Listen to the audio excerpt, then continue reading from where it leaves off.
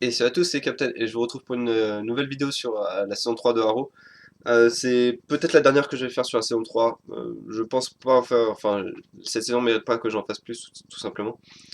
Donc là, je vais parler dans cette vidéo, comme vous avez pu le voir en cliquant sur le lien ou dans le titre, que je vais parler des regrets de cette saison 3 de Haro. Quand je parle de regrets, c'est pas les défauts de la saison 3, les défauts de la saison 3, parce que les défauts de la saison 3, ils sont. Enfin, c'est pas forcément des regrets, c'est-à-dire que les regrets, à mon avis, c'est beaucoup plus subjectif. C'est vraiment quelque chose que j'aurais aimé qui fasse un peu plus. Les défauts, à mon avis, c'est objectif et c'est quelque chose qu'on peut pas nier. C'est-à-dire que on peut pas nier qu'il y a trop de romances forcées, que la Ligue des Assassins est très très mal exploitée. Voilà, c'est des choses qu'on peut pas nier. Là, je vais vraiment parler de mes regrets personnels et je suivrai peut-être par les satisfactions mais il n'y en a pas beaucoup, donc je pense que à la fin de à la fin de la vidéo, je pourrais les faire. Euh, Mes regrets, en fait, c'est surtout lié à, je dirais que c'est lié à deux personnages, et le premier, c'est Roy Harper, parce que quand Roy Harper est apparu dans la saison 1 de Arrow, on s'est dit ça va être le futur Red Arrow ou au moins Arsenal, ou Arsenal.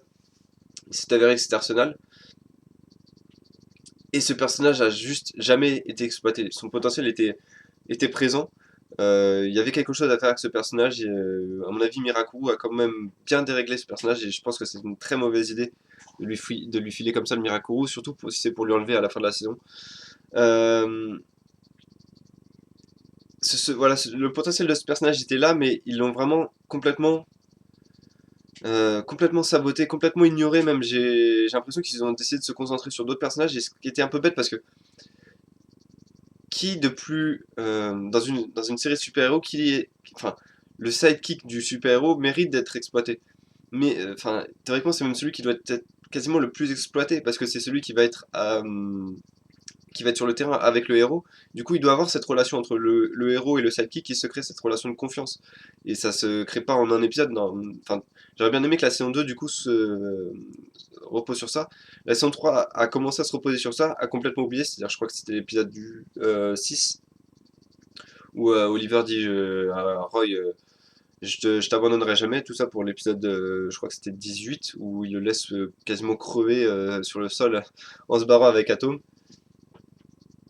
Euh, voilà, cette relation de confiance n'a jamais été vraiment exploitée. Le personnage de Roy n'a jamais vraiment été exploité. Le seul moment où il a été exploité, c'est l'épisode, enfin les deux épisodes avant de se barrer.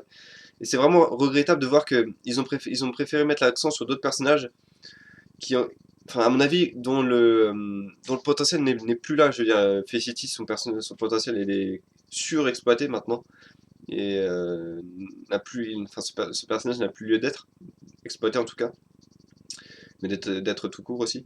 Deagles, est-ce qu'on a vraiment besoin encore une fois d'avoir un épisode sur Suicide Squad alors que surtout si c'était pour nous faire un Suicide Squad au rabais avec Cupid, Deadshot, mais enfin voilà, et un épisode aussi mauvais, alors que voilà, un épisode sur Roy Harper, un autre épisode sur Roy Harper aurait été intéressant, voir également Roy se débrouiller tout seul sur le terrain, j'aurais bien aimé voir ça. Voir s'il pouvait s'occuper enfin voilà, d'une situation tout seul, est-ce qu'il pouvait mener une enquête tout seul, quitte à avoir un épisode un peu splitté au niveau de la narration, c'est-à-dire un épisode, une partie de l'épisode qui est centrée sur Oliver qui est sur une enquête, une autre sur Roy de son côté. Ça aurait pu marcher, j'aurais bien aimé voir ça, voir qu'il tente quelque chose au niveau de la narration avec ce personnage-là, et je regrette vraiment que c'est pas été fait. Euh, Deuxième personnage qui a été massacré, et, enfin, dont j'ai énormément de regrets sur cette saison, bah, c'est Ra's al Ghul, tout simplement parce que je l'ai dit dans des précédentes vidéos, mais ce Ra's al Ghul et cette Ligue des Assassins restera, à mon avis, euh, enfin, dans l'historique d'essai, dans l'historique des adaptations d'essai comme la plus mauvaise, enfin, pour j'espère de très longues années, parce que c'est vraiment un Ra's al Ghul et un Ligue des Assassins au rabais, c'est-à-dire que c'est un Ra's al Ghul Teletubbies. C'est un Ra's al Ghul, limite on lui met du rose dessus, ça aurait pas choqué quoi. C'est un Ra's al Ghul qu'on va tuer personne, enfin si on le voit tuer un voyou dans la rue, habillé en haro, et en plus, enfin, c'est lui-même qui le tue, quoi. Il envoie pas des gens faire le sale boulot, c'est lui-même qui y va. Je veux dire, c'est vrai, c'est un Ra's al Ghul qui est beaucoup trop conciliant, beaucoup trop réactif plutôt qu'actif. Enfin, Masao le trahit une ou deux fois dans la saison, les deux fois il le pardonne, alors que normalement une seule fois ça suffit pour qu'il le foute en l'air. Euh, il parle d'amour avec Oliver et Felicity. Il se laisse faire engueuler par Felicity littéralement. Enfin, Ra's al Ghul, théoriquement, c'est normalement. Enfin, on l'a en plus. Le pire, c'est qu'on l'a vu avec sa fille. C'est-à-dire que sa fille a critiqué une de ses décisions, a commencé à élever la voix, etc. Il lui a dit bon bah t'es déshérité, dégage, je veux plus jamais te voir. Là, une fille qui connaît pas, qui n'a jamais vu, qui est chez lui de façon, enfin qui s'est introduit chez lui il me semble de façon, enfin imprévue, voilà, qui s'est introduit chez lui tout simplement. L'embrouille, pour lui dire vous avez pas le droit de faire ça, je vous interdis de faire ça, etc. Alors qu'elle est personne à ses yeux. Et lui dit c'est vrai, mais je vais t'expliquer vraiment pourquoi je fais ça, etc. Non, théoriquement Ra's al Ghul, limite il sort son épée et puis il lui tranche la tête et puis il dit bon maintenant j'accepte pas l'insolence quoi. J'accepte pas qu'on me parle comme ça. Et si c'est pas Ra's al Ghul qui fait, c'est un de ses associés. Là on a vraiment un Ra's al Ghul qui est très diplomate, qui est très et puis et qui, enfin, il est même pas très intelligent. Je veux dire, son plan, c'est juste voilà, je veux qu'Oliver prenne ma place. Pourquoi? Bah parce que je suis fatigué et encore. Non, parce que la prophétie le veut. Parce que ah oui, Ra's al Ghul, maître des assassins, n'arrive pas à tuer un mec qui vient de foutre à genoux au combat. C'est-à-dire que Oliver est à genoux. Il a la gorge probablement enfoncée parce qu'il lui a quand même donné un coup de coude au niveau de la carotide. Théoriquement, enfin, oui, théoriquement, le souffle est plus que coupé. C'est-à-dire que là, on peut quasiment même plus respirer.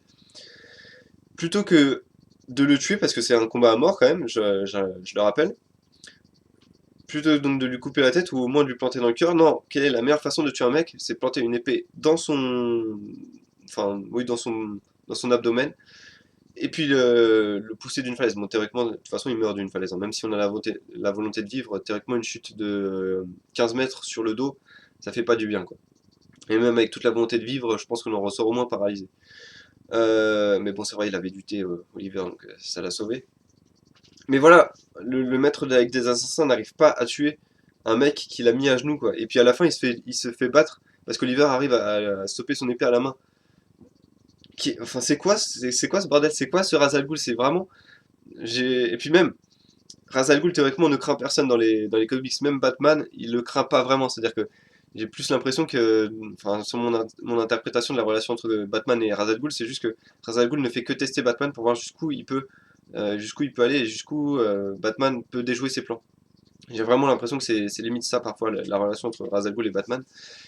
Et là, on a Ra's al Ghul qui a peur d'un certain Damien Dark dont on apprend rien et on apprend, enfin, dont on apprend au final que Ra's al Ghul flippe vraiment de ce mec, que Damien Dark a plusieurs fois tenu tête à Ra's al Ghul et enfin, possiblement on est ressorti vainqueur vu que Ra's al Ghul souhaite supprimer Damien Dark mais de la façon la plus sournoise possible, c'est-à-dire en balançant une attaque biothéorie sur la ville pour que Damien Dark soit pris dedans.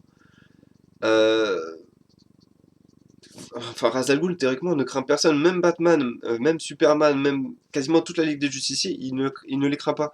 Pourquoi ce Ra's al Ghul craint Damien Dark? C'est complètement illogique.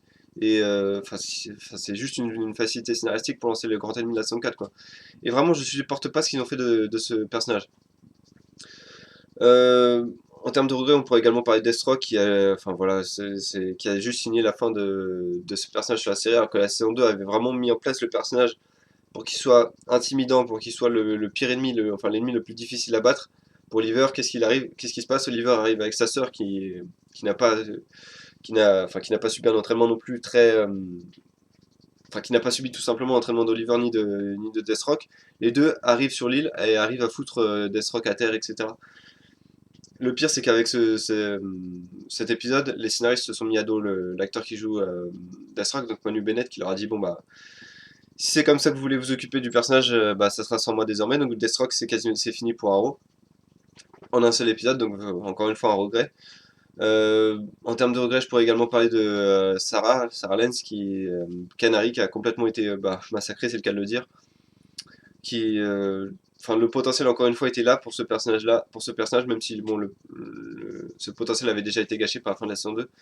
Mais ils ont vraiment fini de le massacrer avec le début de la saison 3 et enfin voilà, heureusement qu'elle apparaît dans Legend of Tomorrow parce que sinon la pilule aurait été encore plus dure à avaler.